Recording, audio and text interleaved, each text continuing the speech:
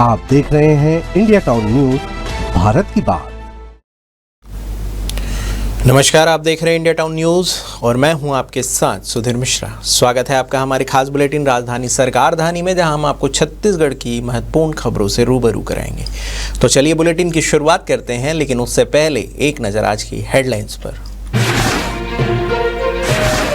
उप मुख्यमंत्री ने ली निकायों की बैठक, संपत्ति कर सुधार पर समीक्षा बैठक। अरुण साव ने नगरीय निकायों से की चर्चा।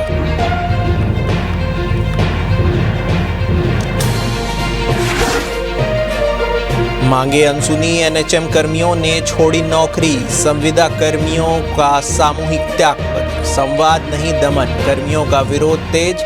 मुख्यमंत्री से गुहार, मिला बर्खास्तगी पत्र। मंत्री टंकराम वर्मा ने ली कुलपतियों की बैठक, उच्च स्तरीय गुणवत्तापूर्ण शिक्षा प्रदान पर जोर। परीक्षाएं समय पर आयोजित करने के निर्देश।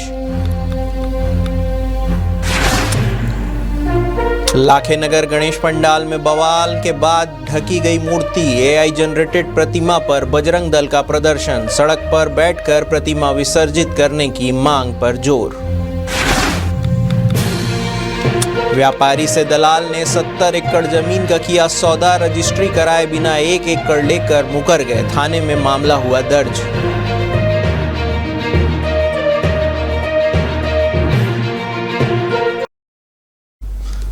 अब खबरें विस्तार से। उप मुख्यमंत्री व नगरीय प्रशासन एवं विकास मंत्री अरुण साव ने नगरीय निकायों में संपत्ति करों के युक्तियुक्तकरण के लिए बैठक ली। मंत्रालय महानदी भवन में आयोजित वर्चुअल बैठक में राज्य के सभी नगर निगमों के महापौर, आयुक्त, नगर पंचायतों के अध्यक्ष और मुख्य नगर पालिका अधिकारी शामिल हुए। उप मुख्यमंत्री साव ने के साथ नगरीय प्रशासन विभाग के सचिव डॉक्टर बसवराजू एस और संचालक आर एक्का भी मंत्रालय से बैठक में ऑनलाइन जुड़े। आपको बता दें कि उप मुख्यमंत्री अरुण साव ने बैठक में कहा है कि नगरीय निकायों के कार्यों के प्रदेश की छवि निर्मित होती है। शहर में नागरिकों को बेहतर सुविधाएं उपलब्ध कराना संबंधित नगरीय निकाय की जिम्मेदारी है। उन्होंने महापौर और नगर पालिकाओं और नगर पंचायतों के अध्यक्षों से कहा कि शहर में आगे ले जाने का जिम्मा आप पर है। शहर के संपत्ति करों के मूल्यांकन और उनमें सुधार की शुरुआत अपने कार्यालयों और अपने घरों से करें।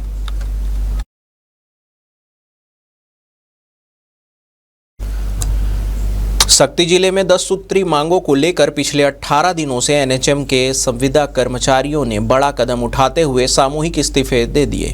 जिले के लगभग 200 एनएचएम कर्मचारियों ने सीएमएचओ को अपना त्यागपत्र सौंपते हुए चेतावनी दी है कि जब तक उनकी मांगें पूरी नहीं होती है तब तक आंदोलन लगातार जारी रहेगा। कर्मचारियों का कहना है कि वे 18 अगस्त से शांतिपूर्ण और लोकतांत्रिक तरीके से संविधान प्रदत्त अधिकारों के तहत आंदोलन कर रहे हैं। इससे पहले वे शासन और प्रशासन को लगभग 160 ज्ञापन सौंप चुके हैं, लेकिन अब तक किसी स्तर पर उनकी मांगों पर कोई ठोस कार्रवाई नहीं की गई। आंदोलनकारी कर्मचारियों ने आरोप लगाया है कि जहां एक ओर प्रशासन की ओर से व्हाट्सएप के माध्यम से चेतावनी और बर्खास्तगी के आदेश तेजी से जारी किए जा रहे हैं, वहीं दूसरी ओर उनकी नाजायज मांगों के समाधान में कोई गंभीरता नहीं दिखाई जा रही है। उन्होंने कहा है कि प्रदेश अध्यक्ष डॉक्टर अमित मिरी ने मुख्यमंत्री से हस्तक्षेप की अपील की थी, लेकिन उसी दिन शाम को ही बर्खास्तगी पत्र जारी कर संवाद की संभावनाएं ही खत्म कर दी गई। हड़ताल के 18वें दिन जिला शक्ति के 200 कर्मचारी आज सामूहिक इस्तीफा देने के लिए सीएमएचओ ऑफिस शक्ति आए हुए थे। हम लगातार अनिश्चितकालीन हड़ताल पे बैठे हुए हैं। हमारी 10 सूत्री मांगे हैं। शासन को हमने कई बार आवेदन निवेदन किया, कम से कम 160 से 170 बार हमने ज्ञापन दिया। लगातार अपनी मांगों को सरकार को बताने का प्रयास किया, मगर उनकी बेरुखी और अड़ियल रवैया कोई प्रकार का हमारे पक्ष में कोई भी प्रकार का वो निर्णय स्थापित नहीं हो पा रहा है। और लगातार हमने कई बार संवाद भी करना चाहा, मगर वो लगातार हमसे भागना चाह रही है और हमारी जायज़ मांगों पे कोई विचार नहीं कर रही है। इसके साथ हम लगातार संवाद स्थापित ना होने के बाद हमारे जो साथी हैं उनके ऊपर बर्खास्तगी का लेटर जारी हुआ। इसलिए हम सारे हमारे एनएचएम कर्मचारी हैं वो भारी आक्रोश में हैं और इसी कारण हम सारे लोग आज सीएमएचओ शक्ति में सामूहिक इस्तीफा देने के लिए आज आए हुए हैं और सारे ज़िले में यही सामूहिक इस्तीफा का आज कार्यक्रम हो रहा है। हमें अभी तक कोई भी आगे मतलब हमारे पक्ष में कुछ भी निर्णय नहीं लिया जा रहा है हमारे छत्तीसगढ़ शासन के द्वारा, इसलिए हम लोग आज 18वें दिन भी अपने हड़ताल में मजबूती के साथ डटे हुए हैं और आगे भी ऐसे ही डटे रहेंगे जब तक हमारे पक्ष में, हमारे हित में कोई भी फैसला नहीं लिया जाता है तब तक। और ये जो सामूहिक इस्तीफा हम लोग जो दे रहे हैं वो हमारे प्रांतीय टीम से 25 लोगों की बर्खास्ती कर दी गई है, इसलिए आज हम इस सामूहिक इस्तीफा दे रहे हैं। आगे अब क्या रणनीति है आपको?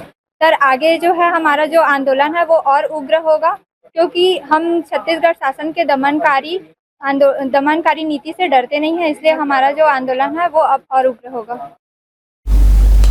छत्तीसगढ़ के विश्वविद्यालय अपने विद्यार्थियों को उच्च स्तरीय गुणवत्तापूर्ण शिक्षा प्रदान करें ताकि वे देश और दुनिया में अपनी पहचान बना सके और विश्वविद्यालय का नाम और गौरवान्वित कर सके। यह बात उच्च शिक्षा मंत्री टंकराम वर्मा ने मंत्रालय महानदी भवन में आयोजित प्रदेश के सभी शासकीय विश्वविद्यालयों के कुलपतियों की उच्च स्तरीय बैठक को संबोधित करते हुए कहा।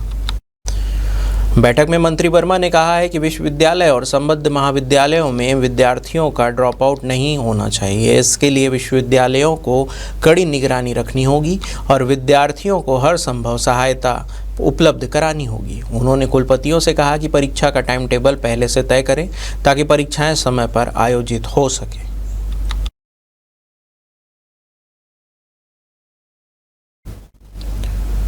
राजधानी रायपुर के लाखे नगर में स्थापित एआई जनरेटेड गणेश जी की प्रतिमा और पंडाल में देर रात फिल्मी और अशोभनीय गाने बजाने को लेकर बजरंग दल ने जमकर बवाल किया, जिसके बाद पंडाल की लाइट बनकर गणेश जी की मूर्ति को ढक दी गई। सिंधु युवा एकता गणेश उत्सव समिति के पंडाल के पास बजरंग दल के कार्यकर्ताओं ने प्रदर्शन किया। उनका कहना था कि जब तक प्रतिमा को विसर्जित नहीं करेंगे हम प्रदर्शन करते रहेंगे। प्रदर्शन के दौरान गणेशोत्सव समिति के सदस्यों और बजरंगियों के बीच झड़प भी हुई। आक्रोशित हिंदू संगठन ने सड़क पर चक्का जाम कर दिया। वहीं गणेश पंडाल के बाहर हनुमान चालीसा का पाठ किया गया।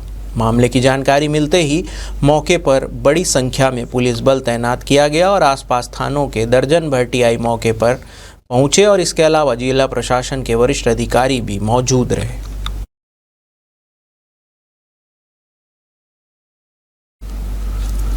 राजधानी रायपुर में जमीन बेचने के नाम पर बड़ा फर्जीवाड़ा सामने आया है। व्यापारी से जमीन दलाल ने 70 एकड़ जमीन का सौदा किया, लेकिन रजिस्ट्री कराए बिना ही लगभग 1.05 करोड़ रुपए लेकर मुकर गए। पीड़ित व्यापारी की शिकायत पर पुलिस ने मामला दर्ज कर जांच शुरू कर दी है। पूरा मामला आजाद चौक थाना क्षेत्र का बताया जा रहा है।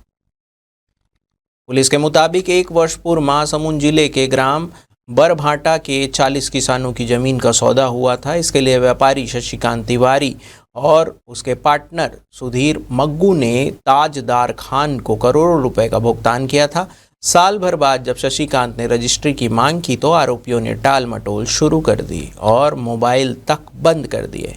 किसानों से मुलाकात में पता चला है कि उन्हें वादे के मुताबिक राशि नहीं मिली है। पुलिस ने शशिकांत की शिकायत पर ताजदार खान और उसके साथी के खिलाफ अपराध दर्ज किया है। दोनों से पूछताछ कर मामले की जांच की जा रही है।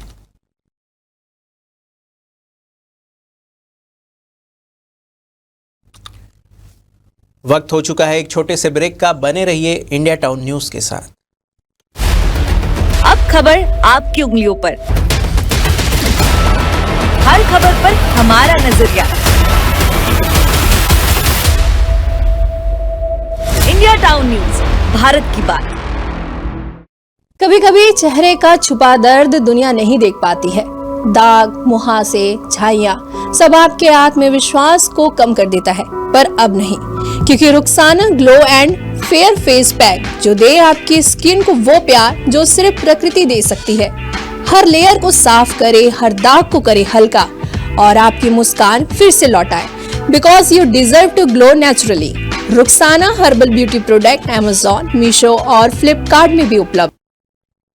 ब्रेक के बाद आपका स्वागत है। छत्तीसगढ़ में हाई प्रोफाइल ड्रग्स पेडलिंग मामले में गिरफ्तार शातिर तस्कर नव्या मलिक की पुलिस रिमांड कोर्ट ने बढ़ा दी है। एनडीपीएस कोर्ट ने मुख्य तस्कर नव्या मलिक और इवेंट मैनेजर विधि अग्रवाल को 6 सितंबर तक पुलिस रिमांड पर सौंपा। दोनों तस्करों से पुलिस 3 दिनों तक कड़ी पूछताछ करेगी, जिसमें बड़े खुलासे होने की संभावनाएं जताई जा रही है। जानकारी के मुताबिक मुख्य ड्रग तस्कर आयान खान, सोहेल खान और जुनैद अख्तर को 14 दिनों की न्यायिक रिमांड पर जेल भेजा गया है। बचाव पक्ष के वकील अमीन ने बताया है कि सभी आरोपियों को आज न्यायालय के समक्ष पेश किया गया। नव्या मलिक और विधि अग्रवाल को 6 सितंबर तक पुलिस हिरासत में भेजा गया है। आपको बता दें कि रायपुर में ड्रग सप्लाई मामले में लगातार परतें खुलती जा रही है। हर दिन नए चेहरे बेनकाब हो रहे हैं और तस्करों का नेटवर्क धीरे धीरे उजागर हो रहा है।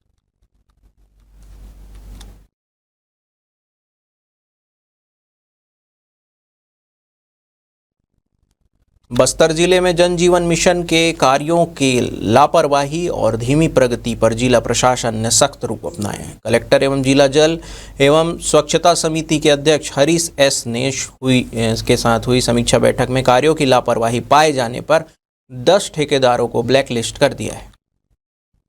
आपको बता दें कि बैठक में उन्होंने कहा है कि मिशन मोड में संचालित इस योजना के तहत सभी ठेकेदारों को अपने कार्यों को निर्धारित समय सीमा में पूरा करना होगा। उन्होंने चेतावनी दी है कि अगर कोई ठेकेदार या एजेंसी आगे भी लापरवाही बरतेगी या प्रगति में सुधार नहीं करेगी तो उसके खिलाफ और सख्त कदम उठाए जाएंगे, जिसमें ब्लैक लिस्ट करने के साथ ही वास्तविक प्रगति का मूल्यांकन और ठोस कार्रवाई शामिल होगी। कलेक्टर ने जोर देकर कहा है कि जल जीवन मिशन में किसी भी प्रकार की लापरवाही बर्दाश्त नहीं की जाएगी।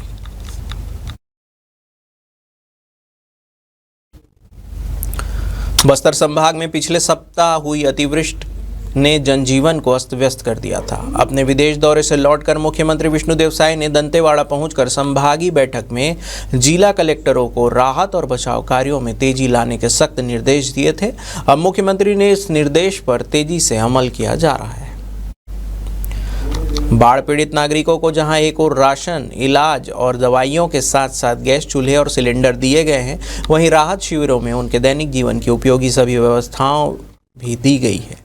अब बाढ़ का पानी उतरने के साथ ही नुकसान का वास्तविक आकलन और अन्य जरूरी सहायता और मुआवजा देने की कार्रवाई पर भी तेजी से अमल किया जा रहा है। बाढ़ के पानी में खराब या नष्ट हो गए जरूरी दस्तावेजों को बनाने का काम भी राजस्व विभाग ने शुरू कर दिया है। बाढ़ की इस भीषण आपदा में छत्तीसगढ़ सरकार ने मुख्यमंत्री विष्णुदेव साय नेतृत्व में एक संवेदनशील पहल कर त्वरित राहत कार्य और सहायता मुआवजे की प्रक्रिया शुरू कर पीड़ित परिवारों को एक बड़ी राहत दी है।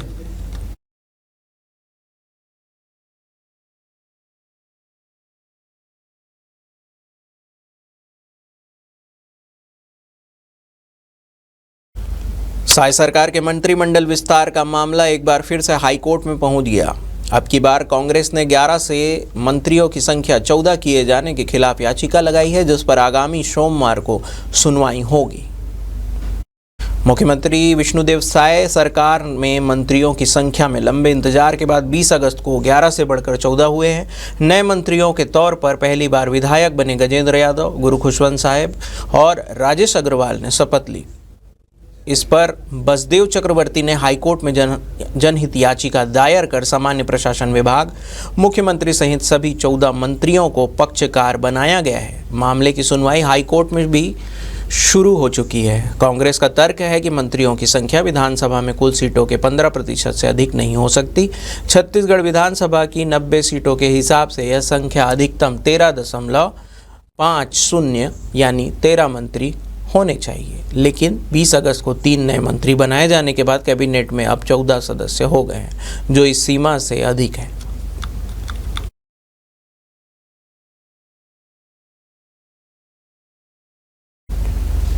प्रदेश की साय सरकार पुलिसिंग को मजबूत करने और वरिष्ठ अफसरों के अनुभव का लाभ लेने के मकसद से राज्य के 2 सेवानिवृत्त भारतीय पुलिस सेवा अधिकारियों को संविदा नियुक्ति प्रदान किया है।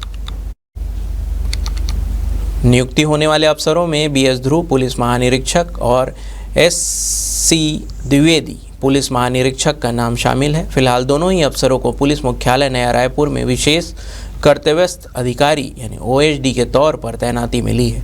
इस संबंध में गृह विभाग की तरफ से विधिवत आदेश जारी कर दिया गया है। आदेश में बताया गया है कि यह नियुक्ति 1 वर्ष के लिए होगी, जबकि संविदा के सेवा शर्त पृथक से जारी की जाएगी।